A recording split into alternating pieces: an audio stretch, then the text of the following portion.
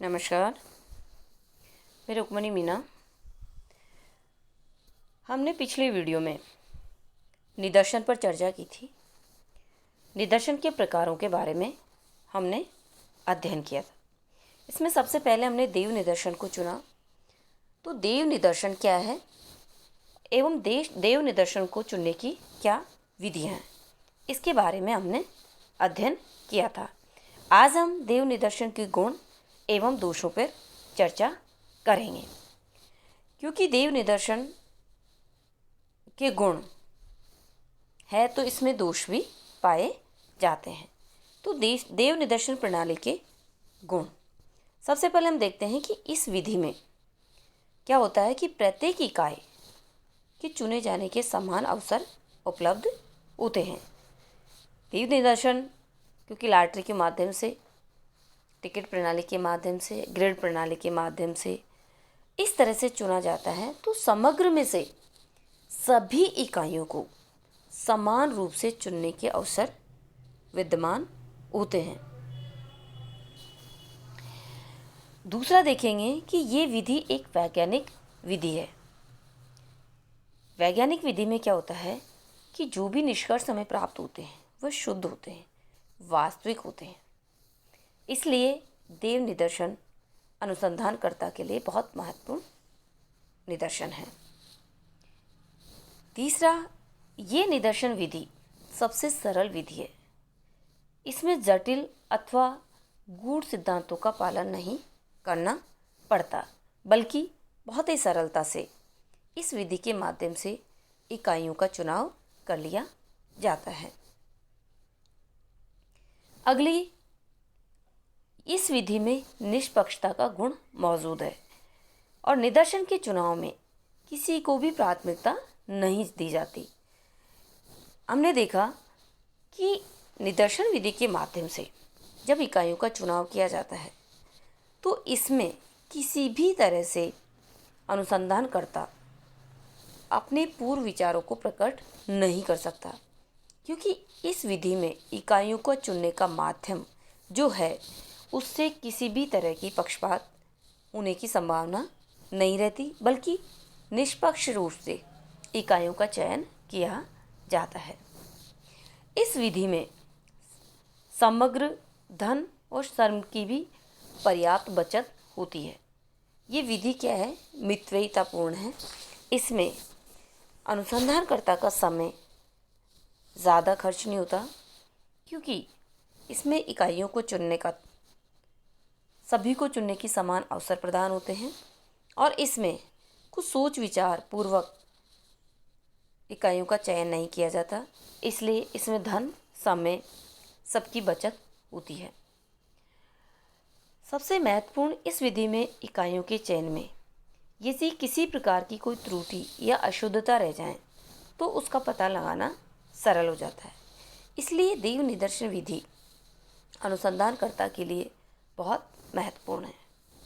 देव निदर्शन प्रणाली में इतने सब गुण होते हुए भी इसमें कुछ दोष भी पाए जाते हैं।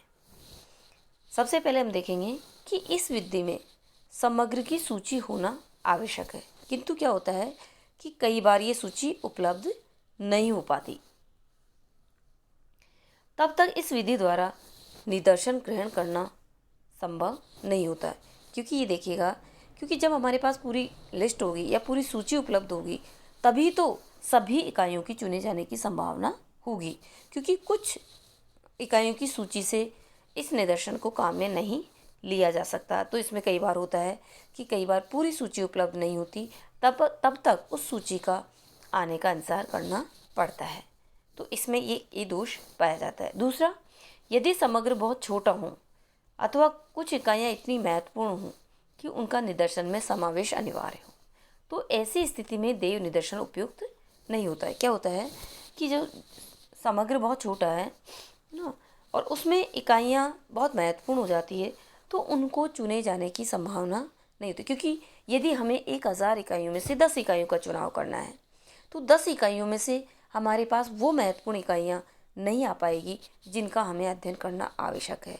तो हम जो वास्तविक तथ्य हैं उनसे वंचित हो जाएंगे। तो इसमें इसका एक दोष ये भी है।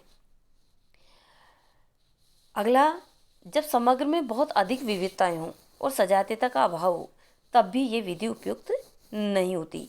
इसमें हम आगे देखेंगे कि जब समग्र में बहुत ज़्यादा विविधताएं हों और सजातीय ना हो, तो उसमें हम अन्य निदर्शन का प्रयोग, उसमें स्तरित या वर्गीकृत निदर्शन का प्रयोग करते हैं। तो इसमें क्या होता है कि इसमें देव निदर्शन प्रणाली काम में नहीं ली जा सकती। ये भी इसका एक बहुत बड़ा दोष है। अगला, जब समग्र का विस्तार बहुत अधिक हो और इकाइयाँ दूर दूर तक फैली हों, तब भी उनसे संपर्क करना कठिन होता है और इससे देव निदर्शन के माध्यम से इकाइयों का चुनाव करना संभव नहीं हो पाता। नेक्स्ट है कि देव निदर्शन में विकल्प की संभावना नहीं होती। विकल्प के लिए इकाइयों में परिवर्तन करना होता है। ऐसी स्थिति में देव निदर्शन अवैज्ञानिक और पक्षपातपूर्ण हो जाता है। तो जहाँ विकल्प की बात आती है, वहाँ ये निदर्शन उपयुक्त नहीं होता, क्योंकि इसमें विकल्प की संभावना ही नहीं है। तो जिसमें विकल्प की संभावना ना हो और कुछ इकाइयों में हमें परिवर्तन करना हो, तो वो निदर्शन उपयुक्त नहीं हो पाएगा। लेकिन हम देखते हैं कि इन कमियों और दोषों के बावजूद भी देव निदर्शन प्रणाली के बहुत सारे गुण हैं, जिनके कारण इस विधि का उपयोग बहुत अधिक होता है। देव निदर्शन निश्चित रूप से एक लक्ष्य प्रणाली है। यदि समग्र विशाल न हो तथा यदि निदर्शन इकाइयों का चुनाव संबंधित रूप से सरल व कम खर्चीला हो, तो यह उन विशाल समग्रों के लिए व्यावहारिक प्रणाली है जिनके तत्वों का केंद्रीकरण एक छोटे क्षेत्र में हो। ये हमने देव निदर्शन प्रणाली के गुण एवं दोषों पर चर्चा की है। अब हम अगले वीडियो में अगले निदर्शन के प्रकार उद्देश्यपूर्ण या सहविचार निदर्शन विधि पर चर्चा करेंगे। धन्यवाद।